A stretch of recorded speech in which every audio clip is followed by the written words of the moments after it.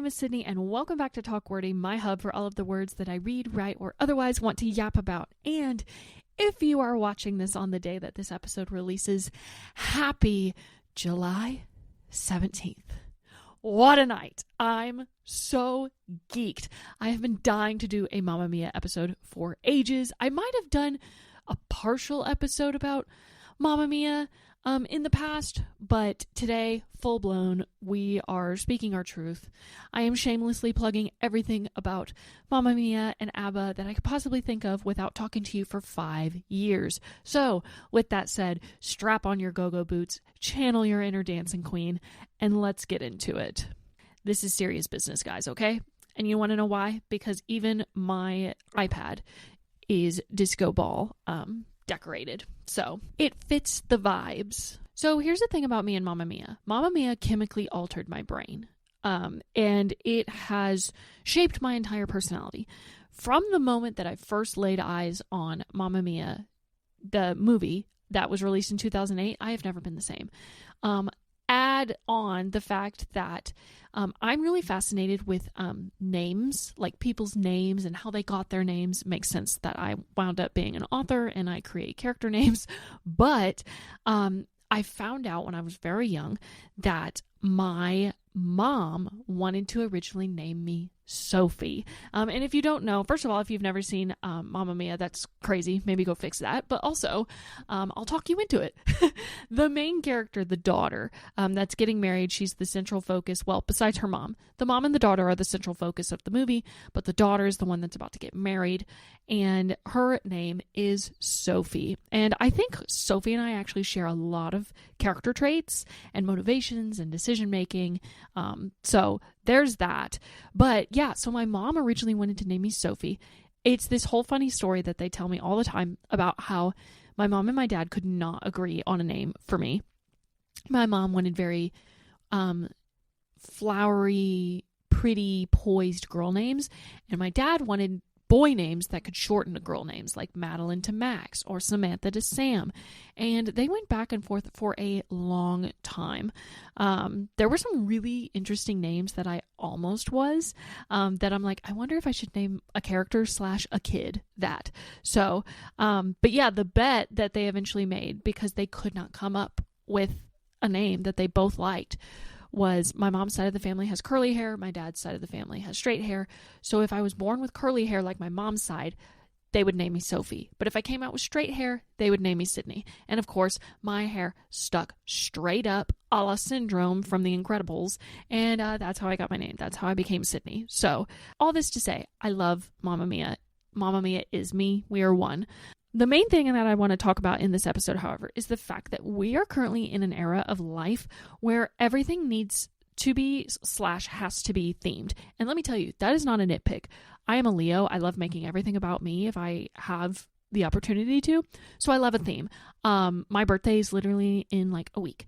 And now I'm a procrastinator, but anytime that I can come up with like a themed birthday or a themed event of some kind, like I'm going to do it. I love a good theme. But lately, and I don't think it's just exclusive to this year. I think I've seen it a couple years prior, maybe the last 2 years or so. There is a phenomena happening called the Mamma Mia summer. First of all, my culture is not your costume. But no, it's super, super trendy. I feel like all I see on Pinterest in the months of June, July, and August are like beachy Mamma Mia Mediterranean summer. And I love it. So what is a Mamma Mia summer, you might ask? Thank you for asking. I'll explain. Think mermaid aesthetic meets disco balls, feather boas, go-go boots, groovy vibes, beach vibes, maximalism. Okay, this is not for the minimalists. I promise you. This is a maximalist era. You really can't go wrong with it, though. I'm anywhere from like seashells and pearls to shooting stars and glitter. Also, it doesn't matter what color the glitter is. As long as glitter is present, you've got the aesthetic. The main thing that I gather about like the overall aura of a Mamma Mia summer is the celebration of girlhood at any age. I will be turning 26, and no, I do not feel ancient, but I register that I'm getting older, even though I still feel like I'm in an 18-year-old's body and I have like a 14-year-old girl's spirit. I just feel different spectrums of age despite also still feeling like a young girl. Like all of the interests that I had as like a young teenager, maybe even a preteen, like I still have those. Those are still flourishing. I'm still passionate about those, even into my mid, almost late 20s. Yuck, I can't believe I'm almost in my late 20s.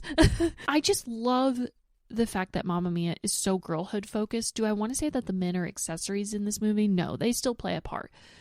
But they add more comedy to a mother-daughter relationship that is genuinely so tender. I love Sophie finding her mom's diary and reading about her trysts and she and her friends giggling about it. But then like how she goes full-blown Maury of like, you are the father on her potential dads and inviting them to her wedding and unintentionally reigniting her mother's true love story. Like it's all such a vibe. And then of course, like add on the slipping through my fingers scene and the fact that the mom still has her two core friends, just like it mirrors Sophie and her two friends with Allie and Lisa. Like I just cry so hard that I start dry heaving. Like it's genuinely such a beautiful, silly, whimsical, summery story.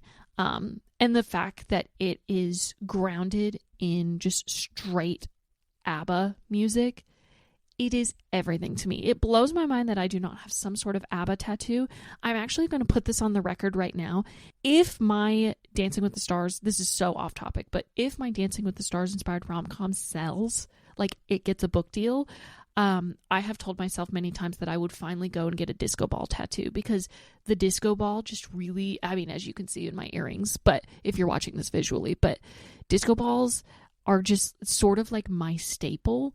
And there's so many things that are wrapped up in the idea of a disco ball for me. So yeah, if my book sells, catch me getting a disco ball tattoo in the near future after the fact. Anyways, so I mentioned ABBA's music. So let's switch gears and talk a little bit about the music that makes up this story. So given that Mamma Mia is a jukebox musical of ABBA's discography, I thought I'd revisit my latest song rankings. My song rankings for ABBA change all the time. It really depends on what my personal era is and what I'm dealing with, struggling with, succeeding in. But before I get into that, I also just want to say, can we get more jukebox musicals, please? I know that some of them may be cringy. I've seen a lot of jukebox musicals recently that are like a collection of randomized songs that were hits in pop culture. But I would really love a jukebox musical that stems only from one artist, okay? Like Moulin Rouge and Anne Juliet are jukebox musicals, but they're not all from one artist. ABBA is one artist. Mamma Mia is solely a one artist jukebox musical.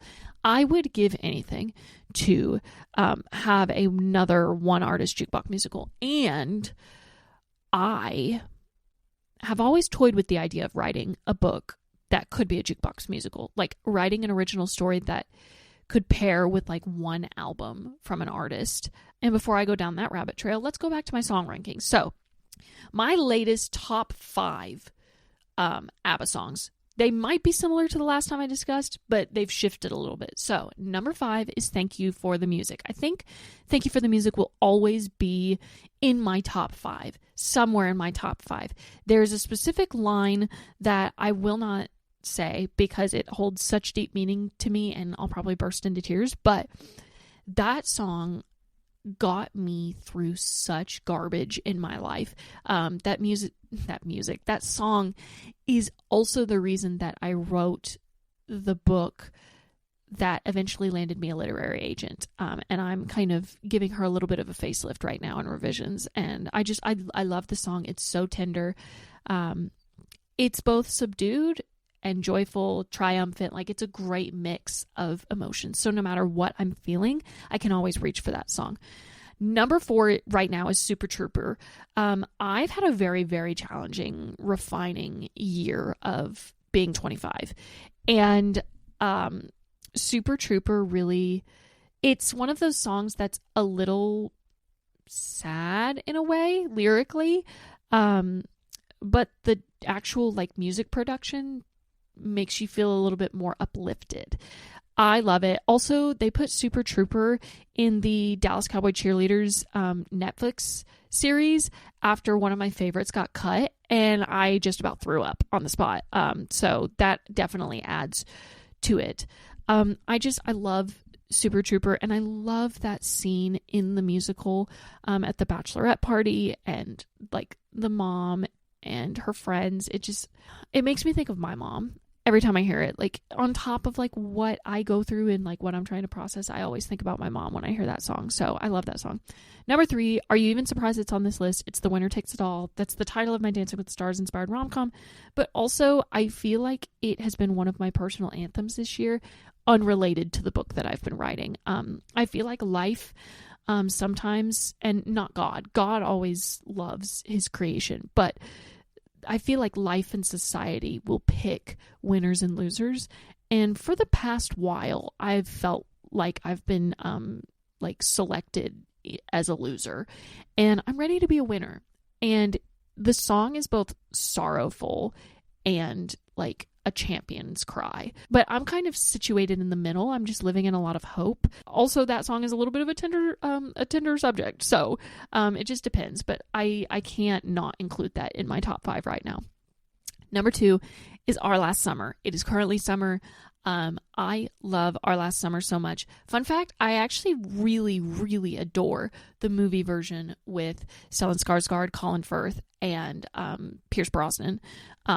I understand that everybody's like, Pierce Brosnan can't sing a lick. No, he really can't. But you know what? He tried his best, and I love it. The movie version of Our Last Summer, I absolutely adore that song. And the most annoying Leo X choir kid habit ever, I strictly sing harmony to that song from first lyric to last. I think the harmonies, especially in the movie version of the song, are just so pretty and a little dissonant. Like, there's a tiny bit of a clash, which I think is like emotionally resonant with what the song is talking about, paired with the movie scene. I absolutely love Our Last Summer, and every time it comes on, I will not skip it. It's genuinely just such a sweet, sweet song. And number 1, some of you might be surprised, but if you know me, you shouldn't be. My number 1 ABBA song right now is Chiquitita. I have a sweet, sweet friend of mine. Her name is Heather, and she has like made Chiquitita my nickname in a way. Also Pobrecita, because again, having like a struggle season, every time I would like confide in her and one of my other friends about what was going on in my life, she'd be like, oh, Pobrecita, which means like poor thing. But then she'd also incorporate Chiquitita. And again, something about ABBA that they just really excel at is the music production and like what keys they put the songs in and like how the songs are sung. They really captured the duality of hopefulness and optimism with being absolutely down in the dumps, miserable. Their songs just feel so adaptable to whatever it is that's going on in my life at that given point. And Chiquitita, especially when it's like, you'll be dancing once again and the pain will end. You will have no time for grieving. Hello? I would love to have no time for grieving. I would love to be overjoyed. But as it stands right now, I'm Donna Sheridan crying in the bathroom. But then I always stay till the end of the song when the piano keys just like soar. It's such a beautiful song, and it mends my wounds more times than I'd care to admit.